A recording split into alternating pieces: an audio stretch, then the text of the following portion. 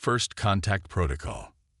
The Carvex scout vessel Nebula Seeker drifted silently at the outer reaches of System J4721, its quantum dampening field rendering it virtually undetectable to most known detection systems. Fleet Commander Xalvor stood motionless on the command deck, all four of his primary eyes fixed on the tactical display. "Interesting," he said, the words slipping through his mandibles with a slight click. "This system was categorized as uninhabited in our preliminary surveys."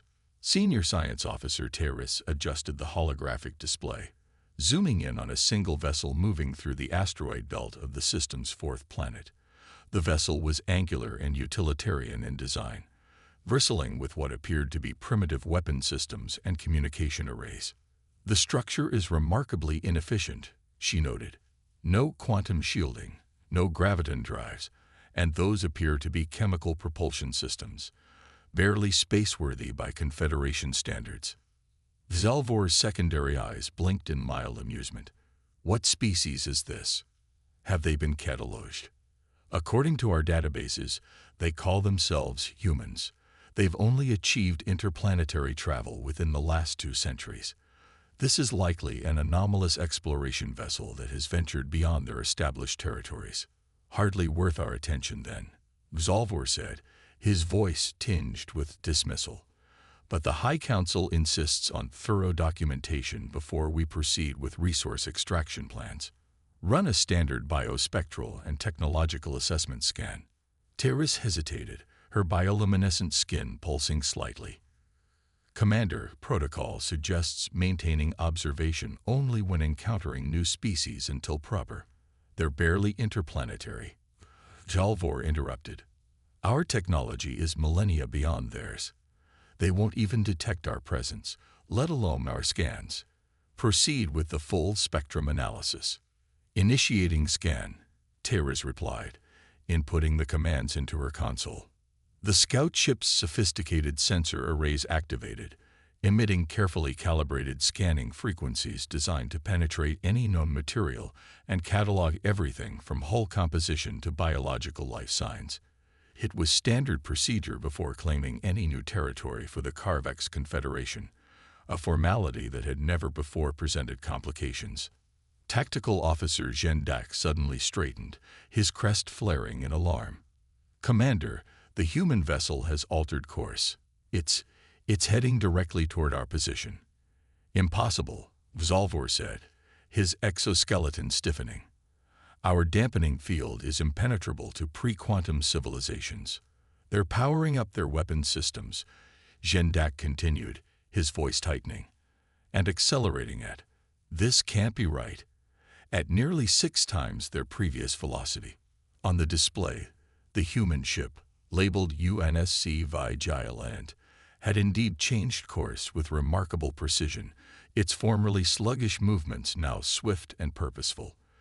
The vessel's design seemed to shift before their eyes, panels retracting to reveal more sophisticated weapon systems than had been initially apparent. "How did they detect us?" Xalvor demanded, mandibles clicking rapidly. Terris's manipulators danced over her console. "It appears they detected our scan and traced it back to its source. But that's technically impossible. Our scanning technology is passive and untraceable." "Clearly not," Xalvor snapped. "Evasive maneuvers. Prepare for emergency quantum jump." The Carvex vessel banked sharply, but before they could initiate their quantum drive, a crackling voice came through their communication array, speaking not in some primitive human language, but in perfect galactic standard. "Unidentified vessel. This is Captain Diana Chen of the United Earth Defense Force vessel Vigilant. You have conducted an unauthorized deep scan of a military vessel, which constitutes a direct violation of UEDF First Contact Protocol.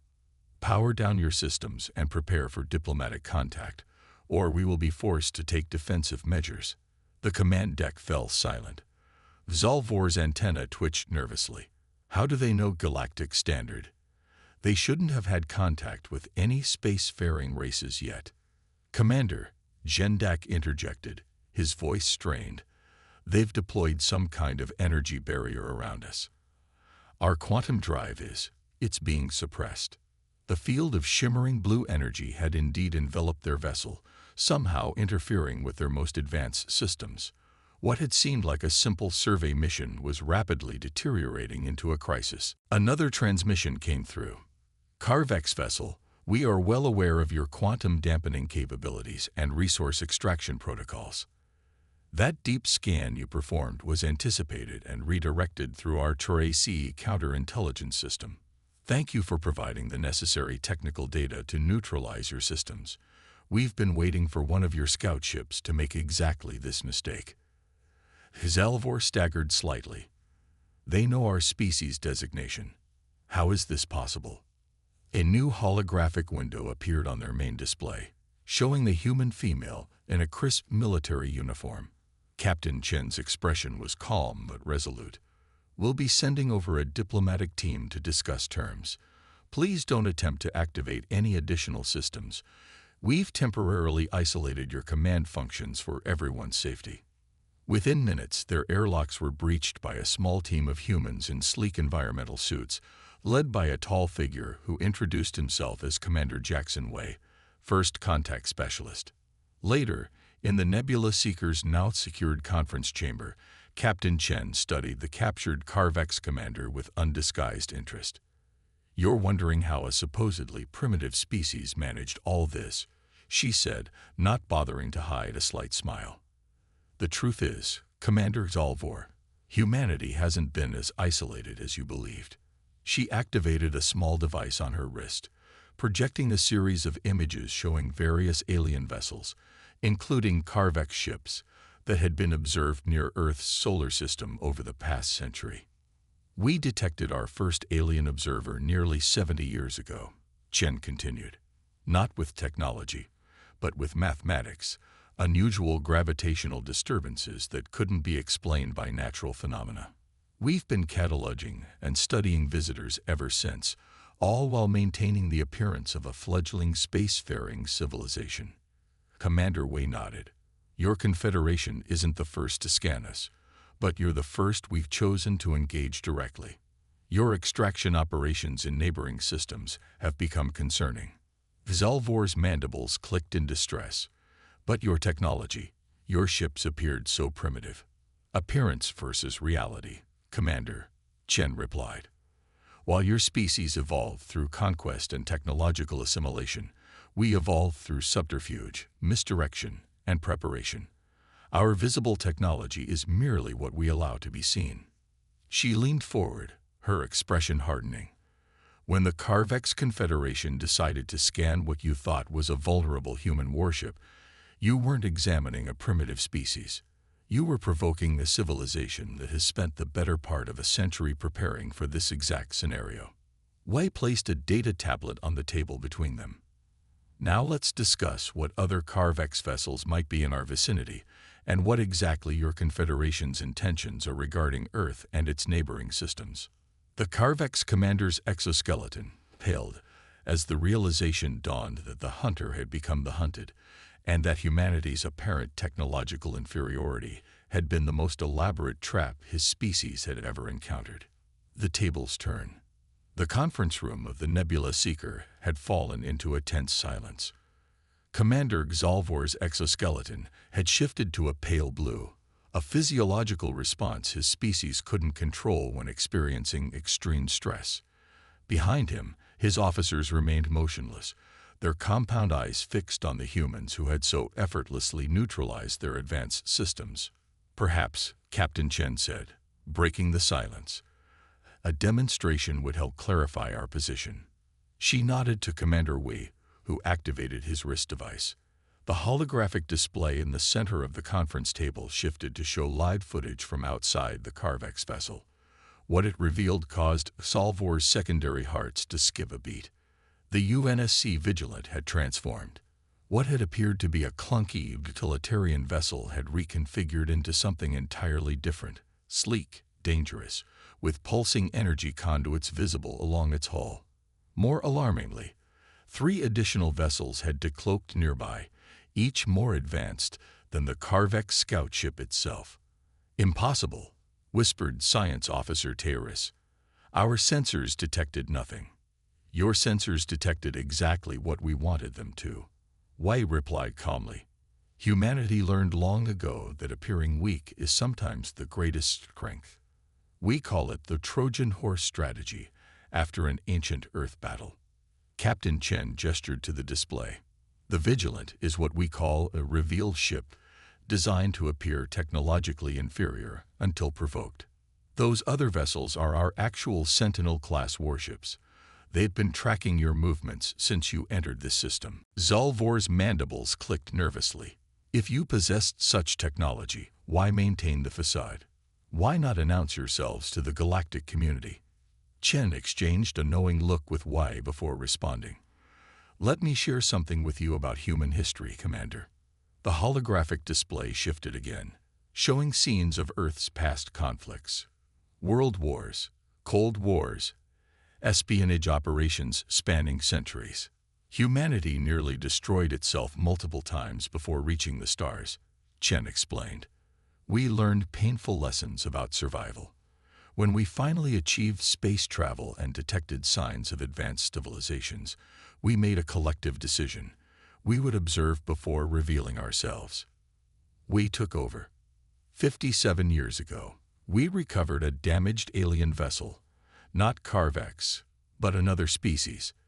The technology we salvaged accelerated our development by centuries, but more importantly, we gained access to partial galactic records. He pulled up an image that made Zalvor's antenna flatten against his head, a detailed map of Carvex territorial expansion over the last 3 centuries. Your Confederation has a pattern, Commander, Y continued. You identify resource-rich systems, scan for indigenous intelligent life, and if the technology level is deemed non-threatening, you begin systematic resource extraction. Species that resist are subdued or relocated. It's happened 17 times in the last century alone.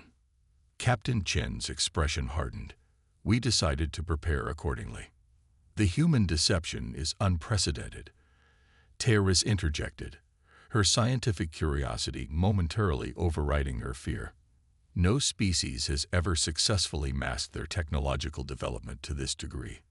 That's because most species announce their achievements, Chen replied. They build outward visible signs of their advancement. We built inward. The display changed again, showing massive underground complexes and orbital facilities hidden within asteroids and moons, infrastructure that had been completely invisible to the Carvex scans. While we presented a face of primitive chemical rockets and simple space stations to the universe, we were building this, Wei said, a complete parallel development program, shielded from detection. Zalvor slumped slightly. The High Council will never believe this. They'll assume our vessel was destroyed in an accident. They'll believe it, Chen said confidently, because you're going to return and show them. The alien commander's eyes widened in surprise. You're releasing us? We nodded. With modifications to your vessel that will prevent you from sharing certain technical data, yes. We're not interested in conflict, Commander. We're interested in establishing boundaries. Captain Chen rose from her seat, her posture straight and authoritative. Humanity is formally announcing its presence to the Carvex Confederation. We are claiming this solar system and 17 surrounding systems as protected human space. We have already established outposts throughout this region, though they've remained hidden until now. She tapped her wrist device, and the holographic display showed dozens of small installations materializing throughout the sector, bases and monitoring stations that had been cloaked using technology clearly beyond Carvex capabilities. Your Confederation has 2 options, Chen continued. Peaceful recognition of human territory and the beginning of diplomatic relations, or, she paused, letting the implied threat hang in the air. The High Council does not respond well to ultimatums, Zalvor said, though his voice lacked conviction. Wei smiled slightly. This isn't an ultimatum, Commander. It's an introduction. The choice of what follows belongs to your people. For 3 ship cycles, roughly equivalent to Earth days, the human diplomatic team remained aboard the Nebula Seeker, sharing carefully selected information about Earth culture and history while technical teams installed monitoring devices that would ensure the Carvex couldn't simply return with a battle fleet undetected. During that time, Commander Xalvor's initial shock gave way to reluctant admiration. The humans were methodical, thorough, and surprisingly forthcoming about their intentions. They wanted established boundaries, trade agreements, and mutual defense pacts, not conquest or subjugation. On the final day, as the human delegation prepared to depart, Captain Chen met privately with Salvor in the ship's observation dome. "You understand," she said, gazing out at the stars, "that everything has changed now. Not just for us, but for your people too." Zalvor's exoskeleton had returned to its normal deep purple hue. "The Confederation has never encountered a species like yours, one that hid its advancement so completely. It challenges everything we thought we knew about evolutionary development." "Perhaps that's a good thing," Chen replied. "Change often begins with challenged assumptions. My people have dominated through technological superiority for millennia," Zalvor said quietly. "The Council will not easily accept that a young species like yours could achieve what you have." Chen turned to face him directly. "Then perhaps your role in history will be to help them understand the cost of underestimation. We waited, we watched, we learned, and when the moment came, we were prepared." "A philosophy my people would do well to consider," Zalvor admitted. As the human delegation departed and the Nebula Seeker prepared for its return journey, Zalvor stood alone on the command deck, composing in his mind the report he would deliver to the High Council. How does one explain that what appeared to be a primitive, vulnerable species was in fact a hidden power that had been watching from the shadows for decades?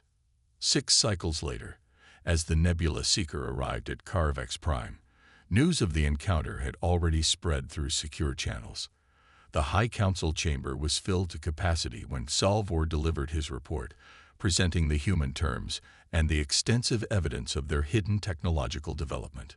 The resulting debate lasted for days, with many counselors initially refusing to believe that such deception was possible.